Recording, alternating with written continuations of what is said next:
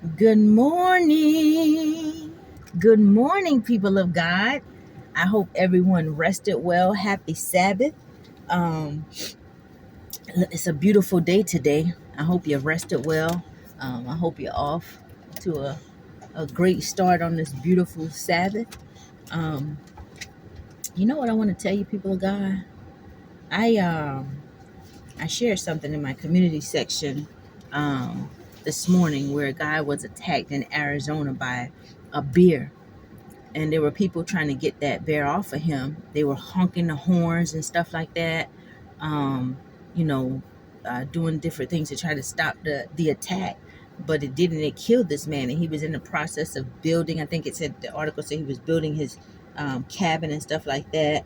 With that in that attack, if had he been armed, had he had a sidearm on him, and even though the beer may have came up, and he when he saw that beer come, obviously it was too close on him um, for him to move out of the way. But bears are really fast as well.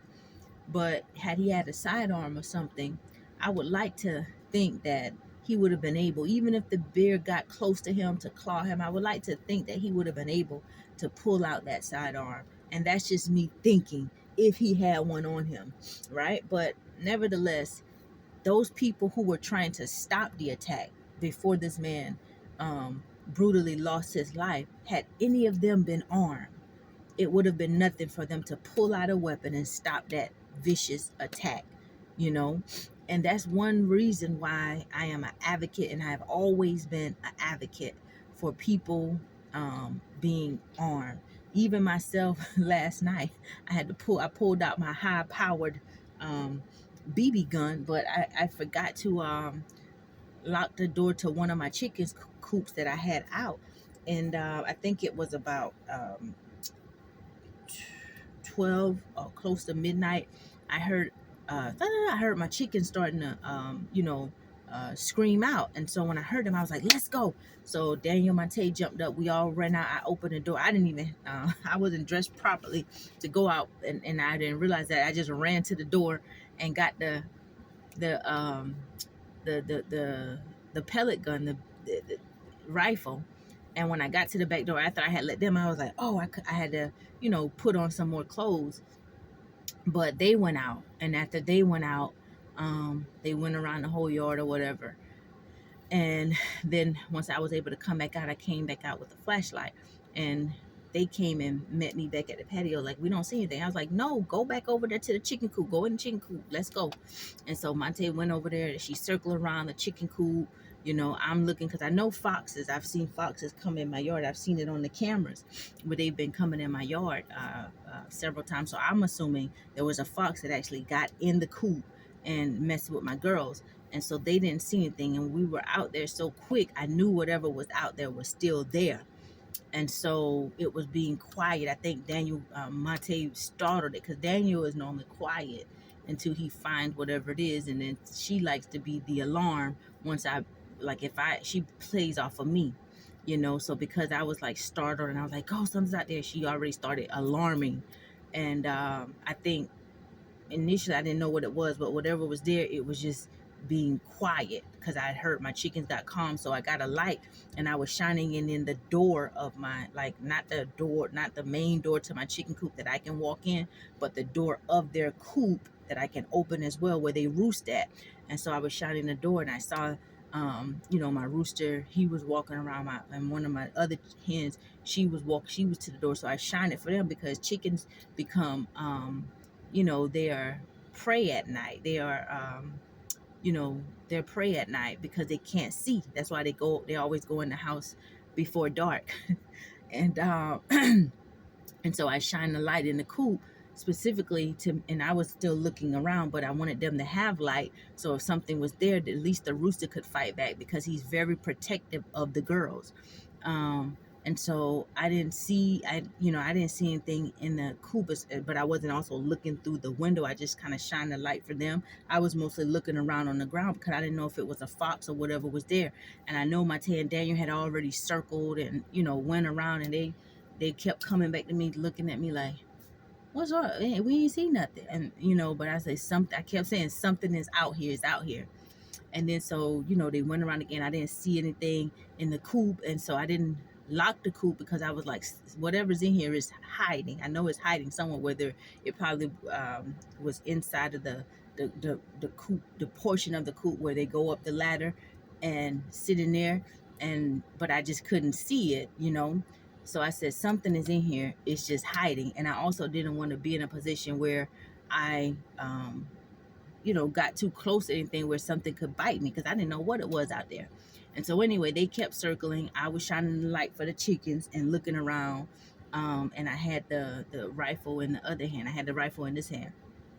And so I still didn't see anything. I didn't hear anything. And so I said, I just went back. I said, let me go turn the lights off to the, that I had on the house. And I said, let me just stay up there. Let's come back for a little while and, retreat, be quiet. And so they came over. We came away from where the coops were, but I stayed out there and I kept the gun. And so I was just looking and nothing. I didn't see anything moving. Then I saw, once it was dark, I saw the eyes of something big coming down the ladder from my coop. So it was in fact in there with my chickens, hiding, maybe laying at the bottom of the coop, because like I say, chickens nest on those, they like to roost on the bar. So they're not on the floor inside their coop portion, of the run area. So when I saw the thing coming down, that's when I got the flashlight again and I shined it over there. And I said, that ain't no fox. That looked like a possum. And sure enough, it came down the thing and it was trying to come out the coop. And that's when I began to shoot. I shoot my BB gun over there at it. And it ran out the coop and ran under the fence back into my neighbor's yard. So, you never know what type of situation you may have, whether it be personal, protecting your livestock, but owning a firearm, it is a sense of protection, and it is the right of the people. And we see now all across the world where they are, so many people are trying to limit and put restrictions on God's people being able to legally and rightfully arm themselves. And, I like what Carleon Noor said in his video a while back. You have these representatives, some of them, they will speak out against it because they're in positions of power, so they can create certain laws and do certain things to make it difficult for people to go and purchase and legally own their firearms. But at the same time, these same people have armed security. You see what I'm saying? They have armed security. So if guns were really the issue, then in my humble opinion, I feel as if they should eliminate the firearms that they security carry. Don't have armed security. Just have your security. They don't need firearms. Guns, guns are the problem, right? So don't have your security carrying firearms. Let them protect you, have their same details without firearms. Many of them probably wouldn't even show up to work. And so I think that we should create laws that would actually aid people in being able to, people who are in a position where they have to defend themselves. We should be more diligent and strategic at examining these laws righteously to clear these people, exonerate these people who are placed in a position where they have to defend themselves, or they protect themselves or their families. There was just an incident here in South Carolina, and shout out to our sheriff here, where a guy, he wasn't supposed to have a firearm, but he had one. Okay, so he was in violation of the law. However, he saved a woman's life who almost got killed at a gas station. There was a guy chasing her with his car. I think he had done backed up the car, hit the lady with the car, and I think she jumped out of the car, tried to run. So then this guy shows up on scene. He sees what's happening as the guy's about to back up the car and the lady's going running. He goes and gets his firearm out of the guy that pulled up on scene, the guy that did his time, paid his debt to society, but because he was a convicted felon, even though he served his time, he still is his right to bear arms is still he didn't have that right, that restriction was still on him about carrying a firearm. And I think we should do more reformation in the laws when it comes to that as well, for people who have already served their time, but anyway, that's a whole nother story. But this guy was pulling up, he went to the car, got his firearm, and he shot the guy. He shot and killed the guy. And then I would assume he was afraid, because it's like, oh shucks, I'm not even supposed to have this gun. He got back in his car and he fled the scene, but thank God there were people at the department who rightfully examined this situation, and the sheriff ended up clearing this guy of all charges. However, of all charges, murder charges, it was justified. And so thank God that he had a weapon to stop that threat, because that was the only thing that was going to stop this man that was using his car as a weapon. However, that guy was cleared of the murder charge, but now he has to face charges for having a firearm in his possession, even though he saved a woman's life. So I'm praying that the judge who hears this case will dismiss this charge, and maybe consider the idea of the legislators coming together to put some type of, work on the fact that on reforming the law in some type of way for those who may have committed crimes.